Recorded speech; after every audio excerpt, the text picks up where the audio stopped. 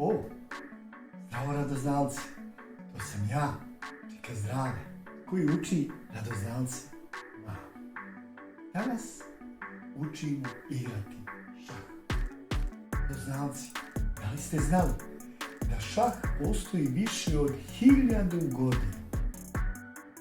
Da, šah je igra strategije, planiranja i donošenja odluka. Da, radoznalci, igranje šaha poboljšava koncentraciju i poboljšava pamćenje. Da li ste to znali, radoznalci? Pomoću šaha možemo bolje da se fokusiramo na ono što trenutno radimo. Šah mogu igrati ljudi svih uzrasta, pa i djeca. Ja znam, radoznalci, puno malih radoznalaca koji baš vole da igraju šaha. A prije nego što započnemo u našu školu šaha, imam par pitanja za vas koje ćemo odgovoriti na kraju ovog videa. Tako, pitanja glase: na čemu se igra šah? Na koliko polja se igra šah? Koliko figura dobije svaki igrač? Nabrojite figure u šahu i na koje načine možemo da pobjedimo u šahu. Sad, vrijeme je da učimo. Učimo igrati šah. O šahu. Radoznalci, da li ste znali da je šah igra koja postoji više od 1000 godina? Šah je igra strategije, planiranja i donošenja odluka. Zašto je važno da igramo šah? Igranje šaha je odličan način da se poboljša koncentracija i fokus. Igranje šaha može poboljšati i pamćenje. Šah mogu igrati ljudi svih uzrasta, uključujući i djecu.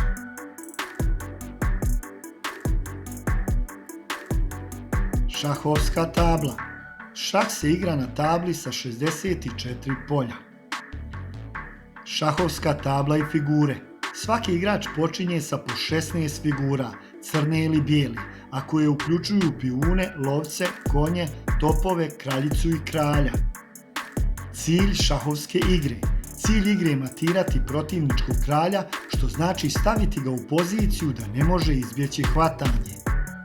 Koje figure imamo i kako se one kreću? U šahu imamo 6 različitih figura: kralj, kraljica, lovac, konj, top i pijun. Kralj. Kralj se može kretati za jedno polje u bilo kojem smjeru. Kraljica. Kraljica se može kretati vodoravno, uspravno i dijagonalno na bilo koji broj polja. Lovac. Bilo crni ili bijeli, lovac se pomiče samo dijagonalno ili ukoso bilo koji broj polja. Konj. Konj se pomiče 2 polja u bilo kojem smjeru, a zatim još jedno polje horizontalno ili okomito. Top. Top se kreće vodoravno ili okomito na bilo koji broj polja. Pijun. Pijun ili pješak može se pomjerati 1 ili 2 polja naprijed samo u svom prvom potezu, a zatim pomjera 1 polje naprijed u svim sljedećim potezima, ali može uhvatiti figuru samo dijagonalno ili ukoso. Da ponovimo, pijun ide samo naprijed, a uhvatiti protivničku figuru može samo dijagonalno ili ukoso. Kako poredati figure na tabli? Bijele figure zauzimaju pozicije u prvom i drugom redu, a crne figure zauzimaju pozicije u 7. i 8. redu. Evo kako ih redamo: topovi na uglovima, zatim konji pored njih, potom lovci, zatim kraljica u polje svoje boje i kralj na preostalom polju prvog reda. Pijuni se postavljaju u drugi red. Kako pobijediti u šahu?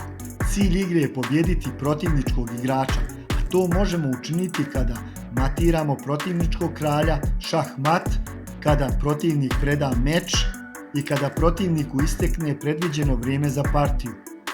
Šah mat. Protivnika pobjedimo tako što ćemo matirati protivničkog kralja, što znači napasti ga određenom figurom ili kako kažemo uputiti šah i staviti ga u poziciju da ne može da odigra potez, a da ne bude uhvaćen. Na ekranu možete vidjeti jedan od primjera za šah mat.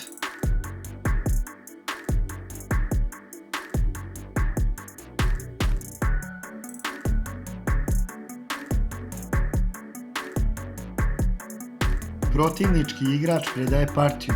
Protivnički igrač može da preda meč ako je izgubio puno figura.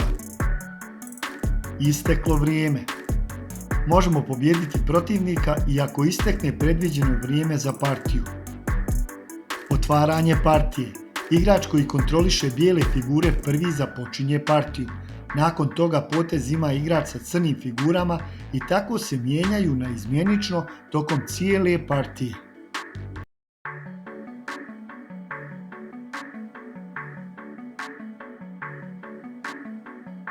O, ja se zaigrao. Zar je već došlo da odgovorimo na ona naša pitanja? Pa dobro, kreni. Prvo je pitanje glasilo na čemu se igra šah. Šah se igra na šahovskoj tabli. Ovo vam je šahovska tabla, ali to već znate. Na koliko polja se igra šah? Šta smo naučili redoznalci? Šah se igra na 64 polja. To su ova smeđa i bijela polja. Čast redoznalci. Koliko figura dobije svaki igrač? Sam za to znate, ali da provjerimo. Dobije po 16 figura. Pošto ima 16 figura bijeli i 16 figura crni. Nabrojite figure u šahu. Hajde zajedno da ih nabrojimo. To je kralj, kraljica, top, lovac i pijun. Da, bravo redoznalci. I na koje načine možemo da pobjedimo? Da čujem. Da, možemo šahmatom. Da, tako je. Možemo predajom igrača. Da, tako je redoznalci. I možemo istekom vremena. Bravo redoznalci. Nisam ni sumnjao u vas. A vi nastavite da pratite i lajkujete kanal Čika Zdrave. Hvala na pažnji. Zaigramo šah. Vaš Čika Zdrave.